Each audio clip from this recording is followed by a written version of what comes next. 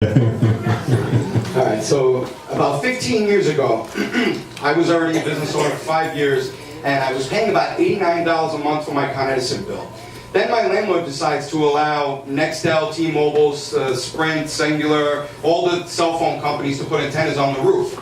Well, the cell phone companies come and they bring these huge cranes, they reinforce the roof, but where are they getting their electricity from? I questioned it, but didn't think anything about it until I got my next bill, which was over $2,000. And I go, how in the hell did I go from $89 a month to $2,000? So I questioned it. Went through the landlord, started investigating it, called up Con Ed. Con Ed said, well, if you could get an electrician to put it on their letterhead, a licensed electrician, put it on the letterhead, that Con Ed is stealing your electricity, we'll do something about it.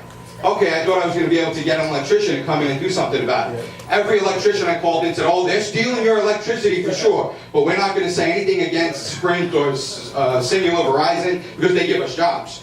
So Verizon, Con Ed, got away with it. We had to pay the $2,000. It's ridiculous, because until I was able to finally get the phone companies to admit it, we had to pay. And Con Edison was doing nothing to help me as a small business owner. That could have put me out of business. But luckily we were able to survive. My landlord kicked in a little. I was able to pay most of it, but we survived. Con Edison and the water company and all of our utilities, we need to have oversight committees. We need to make sure that our city council and state government, we need to make sure that they're doing the right thing.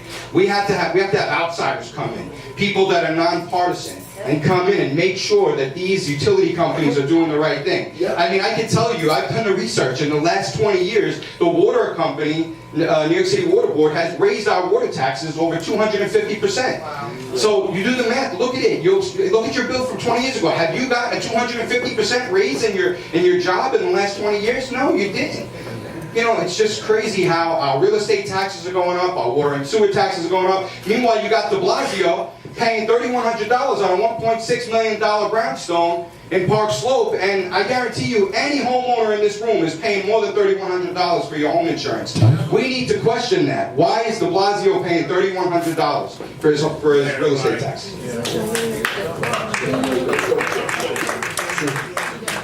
Good job there, John. This, I have to say, utility bills, insurance bills, John, I know we worked together on that over the years. This is one of the most common problems you get in constituent services. It's fundamental affordability. People not being able to afford staying in their homes. This is the biggest challenge that will affect all of us if we are privileged enough to be elected official. Somebody who used to have to handle a lot of these water bills, and I've helped people, in some cases get $10,000 of their bill reduced. I would always say, you have to respond with a healthy dose of skepticism anytime someone says to you, just trust us, we know what we're doing here. No. Contest that bill, whether it's your Con Edison bill, your DEP bill, question your insurance rates. Always put it through to a second set of eyes for a healthy dose of skepticism. Now, with the city, we have a water board, which is an unelected bureaucracy, kind of like the BSA, where we have outsourced responsibility for the cost of the water to this water board to determine the rates. And we all go down there, and some of you have been on the buses, I've seen you might have a shirt on, yelling and screaming, telling them to, whatever, telling them to go fly a kite. And they still raise the rates. It's an abdication of responsibility. You were all told, new meters, conserve your water, your bill will go down. Did your bill go down? Anyone here, raise your hand, did your bill go down? No. Of course it didn't. They lied to you. What we need to do with the entire water bill system, frankly, we need to do with the property tax system, which I agree with John on, is we need to take the whole system and put it in the circular file of the garbage and start over. With respect to the water bill, you're paying for capital construction costs. The new aqueduct into Manhattan, you're paying for that. You might live in the Bronx, might never benefit you in your life. You're paying for it. It's wrong. If you conserve on your bill should go down. That should be the guiding fundamental principle of water conservation and what we ask you to do. You need elected officials who are not tied to special interest or anything else, who will go down there and make that the guiding cause of their public service career. Thank you. I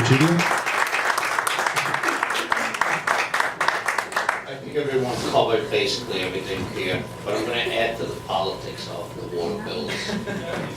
If you are renting an apartment, or have a condo or a co-op, you're paying water and sewer. If you have a house, you're paying water and sewer. And who authorizes the bill? As was mentioned up here, the water board. But what was not mentioned was the fact is that the mayor appoints the water board. What was not mentioned, the city council approves those nominations to the water board. So while I think Doyle must have said about bureaucracy, it's right, not only bureaucracy, but also to shield. These boards have been created to shield opposition, community opposition. We don't want to blame the mayor for our water board because we don't know that. We want to blame DEP, we want to blame the water board, and say they're the bad people. But the bad people are your mayors. The bad people are your city council people. That's, at the end of the day, that's who needs to be responsible for it. And that's one more reason that we need to send someone here, not politically connected, not endorsing the mayor, not endorsing some other politicians, someone new. We need new blood, fresh. I happen to be the oldest candidate in this race, by the way. The oldest with the most experience. Not bad for being the old guy up here, eh? Come on, folks. I'm still holding out. But the fact is, the mayor, the decision you're going to make is very simple. You're going to make it on September 12th.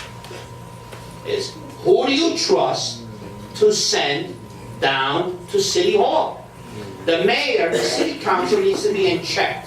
It's a check and balance. We have to have a weight. You know, I'm a Libra, so the scale of justice, right? It has to be balanced. And that balance is a check and balance. The mayor's not been in check all these years. We need to send someone down there that will keep the mayor in check. Thank you so much. You can hold on to it. Julia, you can take a seat. Before we do the closing statements, I want to do a 7-question lightning round.